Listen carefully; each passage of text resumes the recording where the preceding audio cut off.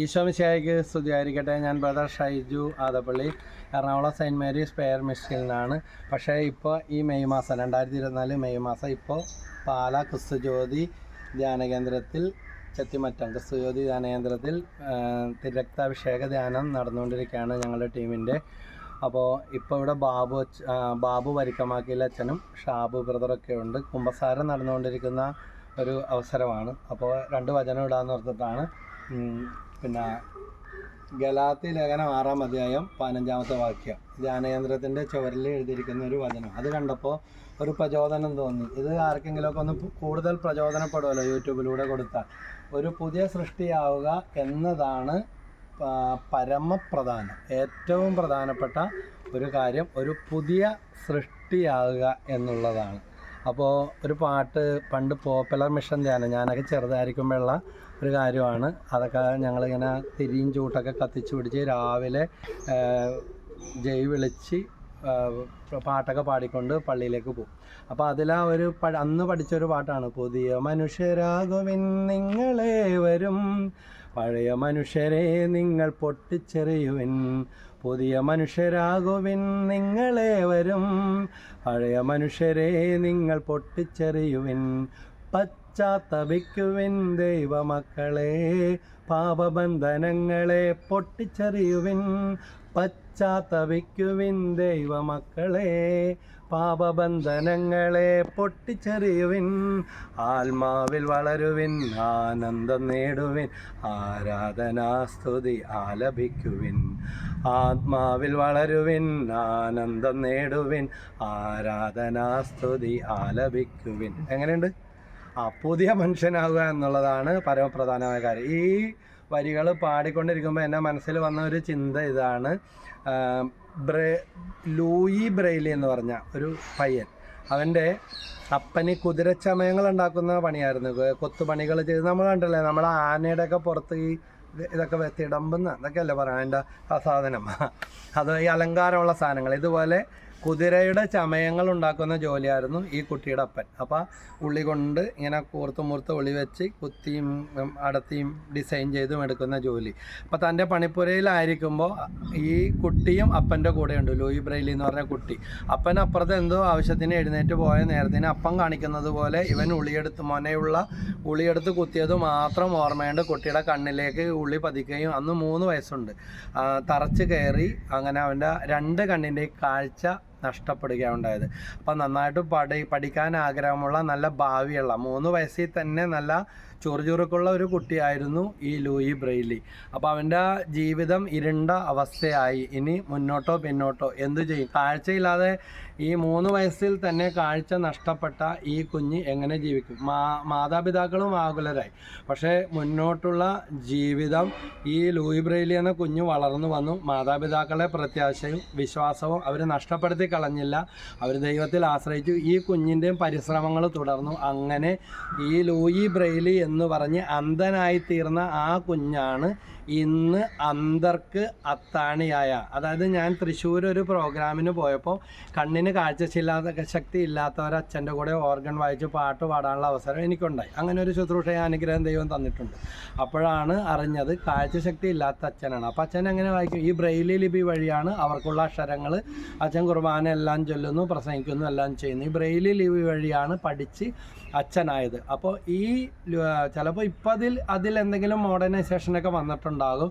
പക്ഷേ അന്ധർക്ക്, ലോകം മുഴുവനുമുള്ള അനേകം അന്ധർക്ക് അത്താണിയായി തീർന്ന, അവർക്ക് അക്ഷരത്തിൻ്റെ വെളിച്ചം തീർന്ന, അവരെ ലോകത്തിൻ്റെ മുന്നിൽ ഉയർത്തുവാനായിട്ട് വഴി തെളിച്ച ഈ ലൂയി ബ്രെയിലിയുടെ ചെറുപ്പത്തിലെ കാഴ്ച നഷ്ടപ്പെട്ടു, ദൈവം തൻ്റെ കുടുംബത്തെ കൈവിട്ടു, അല്ലെങ്കിൽ എൻ്റെ ജീവിതം പോയി, ഇനി ജീവിച്ചിട്ട് കാര്യമില്ല, ദൈവം എവിടെ എന്ന് ചോദിച്ചിരിക്കുന്നതിന് പകരം പരിശ്രമത്തിൻ്റെ ഫലമായി ലോകം മുഴുവനുള്ള അന്ധർക്ക് അത്താണിയായ ബ്രെയിലി ലിപി അദ്ദേഹത്തിൻ്റെ പേരിലാണ് അറിയപ്പെടുന്നത്. അതായത് പഴയ ജീവിതം ഇരുളടഞ്ഞതായിരുന്നു. പക്ഷേ ലൂയി ബ്രെയിലിയുടെ പരിശ്രമവും ദൈവാശ്രയവും ദൈവകൃപയും കൊണ്ട് അദ്ദേഹം അന്ധർക്ക് ഒരു അത്താണിയായി തീർന്ന് അദ്ദേഹത്തിനും പഠനത്തിനുള്ള വഴികൾ തെളിയുകയും മറ്റുള്ളവർക്ക് പഠനത്തിന് സഹായമായ ഈ ബ്രെയിലി ലിപി വികസിപ്പിച്ചെടുക്കുകയും ചെയ്തു. അതുകൊണ്ട് പിന്നെ നമ്മുടെ ജീവിതവും ഇരുളടഞ്ഞ പഴയ അവസ്ഥകളിൽ നശിപ്പിച്ചും കളയാനുള്ളതല്ല.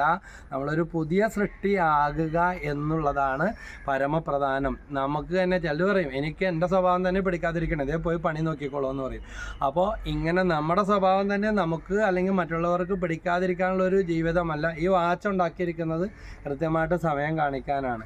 ഇതുപോലെ തന്നെ ദൈവം എന്നെയും നിങ്ങളെയും സൃഷ്ടിച്ചിരിക്കുന്നത് നമ്മളെക്കുറിച്ച്, നമ്മളൊരു പരിശുദ്ധിയുള്ള വിശുദ്ധിയുള്ള ലോകത്തിൻ്റെ കളങ്കമേൽക്കാതെ ജീവിക്കാൻ.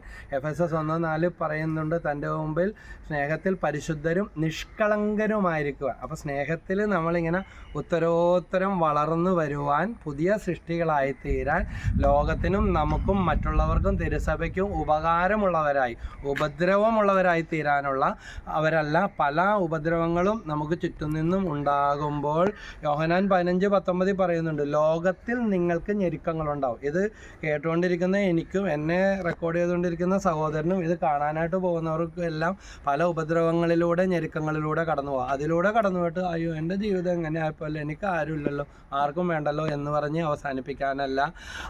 ഇതാ ദൈവത്തിൽ പ്രത്യാശ വെച്ചുകൊണ്ട് തൻ്റെ മുമ്പിൽ സ്നേഹത്തിൽ പരിശുദ്ധരും നിഷ്കളങ്കരുമായിരിക്കാൻ ലോകസ്ഥാപനത്തിന് മുമ്പ് തന്നെ യേശുക്രിസ്തുവിൽ നിങ്ങളെ തിരഞ്ഞെടുത്തു. ദൈവം എന്നെയും നിങ്ങളെയും തിരഞ്ഞെടുത്ത് വിട്ടിരിക്കുകയാണ്. എന്നെപ്പോലെ ഞാൻ മാത്രമേ ഉള്ളൂ, നിങ്ങളെപ്പോലെ നിങ്ങൾ മാത്രമേ ഉള്ളൂ. നമ്മുടെ കയ്യിലെ മുദ്ര, ഞാൻ എപ്പോഴും പറയാറുള്ള ഒരു കാര്യം കൂടിയാണ്, കയ്യിലെ മുദ്ര, കണ്ണിലെ റെറ്റിന, ശരീരത്തിൻ്റെ ഗന്ധം, അങ്ങനെ ഒരുപാട് വ്യത്യാസങ്ങൾ നമുക്ക് ഓരോരുത്തർക്കും ഈ ലോകത്തിലുണ്ട്. ഓർത്താൽ നന്ദി പറഞ്ഞാൽ തീരാത്ത ഒരുപാട് അനുഗ്രഹങ്ങൾ എൻ്റെയും നിങ്ങളുടെയും ജീവിതത്തിലുണ്ട്.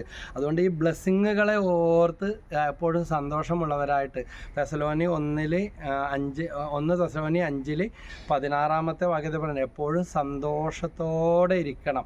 ഒരു പുതിയ മനുഷ്യനാവുക എന്നത് പ്രധാനപ്പെട്ട ഒരു കാര്യം തന്നെയാണ്. പരമപ്രധാനമായ കാര്യം, വെറും പ്രധാനമല്ല, വളരെ പ്രധാനപ്പെട്ട കാര്യമാണ്. അതുപോലെ തന്നെയാണ് എപ്പോഴും സന്തോഷത്തോടെ ഇരിക്കുക, മറ്റുള്ളവർക്ക് പ്രകാശം പകരുക, വെളിച്ചം കൊടുക്കുക, മാതൃക കാണിക്കുക. അങ്ങനെയുള്ളൊരു കൃപയ്ക്ക് വേണ്ടി നമുക്ക് ദൈവത്തിൽ ഓരോ നിമിഷവും നമ്മുടെ ഓരോ ഇരുളടഞ്ഞ പ്രവർത്തനങ്ങൾക്ക് പിന്നിലും കടന്നു വരുന്ന പ്രതിസന്ധികൾക്ക് പിന്നിലും അതെല്ലാം നന്മക്കായി തീർക്കാൻ കഴിവുള്ള ഒരു ശക്തനായ ദൈവം നമ്മുടെ കൂടെയുണ്ട്. With God you are hero, without God you are zero. അതേ കിടക്കണം, ഒന്നിനും കൊള്ളത്തില്ല. ആത്മാവില്ലാത്ത ശരീരം മൃതമായിരിക്കുന്നത് പോലെ വിശുദ്ധ അഗസ്റ്റിൻ പറഞ്ഞതുപോലെ ആത്മാവില്ലാത്ത ശരീരം മൃതമാണ്. അതുപോലെ ദൈവശക്തി പ്രവർത്തിക്കുന്നില്ല എങ്കിൽ, ദൈവത്തിൻ്റെ ആ വിളി തിരിച്ചറിയുന്നില്ല എങ്കിൽ നമ്മുടെ ജീവിതവും ഇതുപോലെ മൃതമായ മനുഷ്യന് തുല്യ. മൃതമായ മനുഷ്യൻ്റെ പ്രത്യേകത എന്താ? ഏറ്റവും ആദ്യം അഴുകുന്നത് മൂക്കാണെന്നൊക്കെ പറയാറുണ്ട്. എങ്ങനെയാണെന്ന് എനിക്കറിയില്ല, വായിച്ച് അല്ലെങ്കിൽ കേട്ട കാര്യങ്ങളാണ്. അപ്പോൾ ഇതിങ്ങനെ അഴുകാനും അഴിയാനും തുടങ്ങും, ദുർഗന്ധം വമിക്കാനായിട്ട് തുടങ്ങും, അവസാനം പുഴുക്കട്ടയാകും, മണ്ണായിത്തീരും. ഇതുപോലെ തന്നെ നമ്മൾ പ്രയോജകീഭവിക്കുന്നവരായി ജീവിക്കുന്നില്ലെങ്കിൽ നമ്മൾ ജീവിച്ചിരിക്കുമ്പോൾ തന്നെ മരിച്ചതിന് തുല്യമാണ്. നമുക്കും ദോഷം, മറ്റുള്ളവർക്കും ദോഷം, ആകെ മലിനമായ അവസ്ഥ. ജെയിംസ് സിംസൺ എന്ന് പറഞ്ഞ ഒരു ഡോക്ടറുടെ കഥ കേട്ടിട്ടുണ്ട്. അപ്പോൾ പണ്ടൊക്കെ ഈ നമ്മുടെ ഓപ്പറേഷനൊക്കെ ചെയ്യുന്നത് കൈയും കാലൊക്കെ കെട്ടി അണ്ണാക്കിലൊക്കെ തുണിയൊക്കെ തുക്കി കയറ്റി, അല്ലെങ്കിൽ എല്ലാവരും കൂടെ കൈയും കാലം കൂടെ പിടിച്ചിട്ട് ആളെ രക്ഷപ്പെടുത്തണ്ടേ. ഓപ്പറേഷൻ ചെയ്യുമ്പോൾ അവൻ രോഗി വാവിട്ട് കരയും. അവൻ്റെ തുണി എന്ത് തിരികാലും മനുഷ്യന് വേദന വരുമ്പോൾ കിടന്ന് പിടയ്ക്കുകയും കരയ്ക്കുകയും ചെയ്യുന്ന, ഓരോ ദിവസവും ഓപ്പറേഷൻ തിയേറ്ററിലേക്ക് വരുന്ന ഈ ഡോക്ടർ രോഗികളെ രക്ഷപ്പെടുത്താനാണ് ചെയ്യുന്നതെങ്കിലും മനസ്സ് തകർന്ന് അവരുടെ കരച്ചിലും പിടക്കലും എല്ലാം കണ്ട് വളരെ വേദനയോടെ വരുന്നത്. അപ്പോൾ ദൈവവിശ്വാസിയെ അദ്ദേഹം ബൈബിൾ എടുത്ത് വായിക്കുമായിരുന്നു. ഇതിനൊരു പ്രതിവിധി കണ്ടെത്തണം. ഈ വേദന സഹിച്ചുകൊണ്ട് മനുഷ്യരെ ഓപ്പറേഷൻ ചെയ്യുക, ഇവരിങ്ങനെ സഹിച്ച് പെടയുക, ഒരു ദയനീയമായിട്ട് അദ്ദേഹത്തിനൊരു ഡോക്ടറിന് സഹിക്കാൻ പറ്റാത്തത്. അങ്ങനെ പ്രാർത്ഥിക്കാൻ തുടങ്ങി, ബൈബിൾ വായിക്കാൻ തുടങ്ങി. ബൈബിൾ എടുത്ത് ഒരു ദിവസം ഉൽപ്പത്തി പുസ്തകം എടുത്ത് വായിച്ചപ്പോൾ ആദത്തെ മയക്കി കിടത്തിക്കൊണ്ട് ദൈവം ഹവ്വായെ അവൻ്റെ വാരിയെല്ലുകൊണ്ട് വനിക മയക്കി കിടത്തിക്കൊണ്ട് ഇത് അദ്ദേഹത്തിന് ചിന്തയുണ്ടാക്കി. അപ്പോൾ എന്തുകൊണ്ട് ഈ രോഗികളൊന്നും മയക്കി കിടത്തി? അങ്ങനെ ഈ ഡോക്ടർ അതിനുള്ള പ്രാർത്ഥനയും ശ്രമവും അദ്ദേഹത്തിൻ്റെ പരീക്ഷണശാലയിൽ തിയേറ്ററിൽ ഇതുപോലെ പരിശ്രമം നടത്തിക്കൊണ്ടിരിക്കുമ്പോൾ ആ പരിശ്രമം വിജയിക്കാൻ പരിശ്രമിച്ചുകൊണ്ടേയിരുന്നു. അവസാനം കാണുന്നത് അദ്ദേഹത്തിൻ്റെ കൂടെ നിന്നിരുന്ന 2 ശാസ്ത്രജ്ഞന്മാരും ഡോക്ടർമാരും താഴെ വീണ് കിടക്കുന്നതാണ് കാണുന്നത്. അതായത് പരീക്ഷണം വിജയിച്ചു. ക്ലോറോഫോം എന്ന് പറഞ്ഞ ആ ബോധം കെടുത്താൻ ഉപയോഗിക്കുന്ന പദാർത്ഥത്തിൻ്റെ സംഗതിയുടെ കണ്ടുപിടുത്തം അതിലൂടെ തെളിയാണ്. പിന്നീട് അങ്ങോട്ട് വൈദ്യശാസ്ത്ര ശാഖയിൽ ഓപ്പറേഷൻ ചെയ്യുമ്പോൾ ആളുകളെ മയക്കിക്കൊണ്ട് വേദന അറിയാതെ അവർക്ക് സർജറി ചെയ്ത് അവരെ രക്ഷപ്പെടുത്തിയെടുക്കുന്ന ചികിത്സാ സംവിധാനങ്ങളുടെ കാൽവയ്പ് തലതൊട്ടപ്പൻ ഡോക്ടർ ജെയിംസ് സിംസനാണ്. ഇതാ ബൈബിൾ വായിക്കാൻ തുടങ്ങിയ, പ്രാർത്ഥിക്കാൻ തുടങ്ങിയ ജെയിംസ് സിംസണിലൂടെ തന്നെ ദൈവം ഇതിന് ലോകത്തിന് മുന്നിൽ ഒരു ഉത്തരം കൊണ്ടുവരികയാണ്. അതുകൊണ്ട് എന്നെ കേട്ടുകൊണ്ടിരിക്കുന്ന നിങ്ങൾ, ഞാൻ എന്ത് ചെയ്യും, എങ്ങനെ ചെയ്യും, ആര് തരാനാ? എൻ്റെ അപ്പനായിട്ട് കുടുംബസ്വത്ത് ഇല്ലല്ലോ, ഞങ്ങൾക്ക് പൈസ ഇല്ലല്ലോ, എനിക്ക് ജോലി മേടിച്ചു തരാൻ ആളില്ലല്ലോ, എനിക്ക് കല്യാണം ആരും കൊണ്ടുവരുന്നില്ലല്ലോ, ഈ കടം എങ്ങനെ തീരാനാണെന്ന് അങ്ങനെ ചിന്തിച്ചുകൊണ്ടിരുന്നത് അങ്ങനെ ഇരിക്കും. പക്ഷേ ദൈവത്തിൽ ആശ്രയിച്ച് പോസിറ്റീവായിട്ടുള്ള ചിന്തകൾ, ഈ ഡോക്ടറാണ്, പക്ഷേ ഡോക്ടർ ബൈബിളിലേക്ക് കടന്നു വന്നു, വചനം വായിച്ചു, വചനം പ്രാർത്ഥിച്ചു, അവിടെ നിന്ന് ഉൾക്കാഴ്ച കിട്ടി, ഇത് ലോകത്തിന് ഉപകാരമായി. അതുകൊണ്ട് ദൈവവചനത്തിലൂടെ എനിക്കും നിങ്ങൾക്ക് ഉപകാരം കിട്ടും.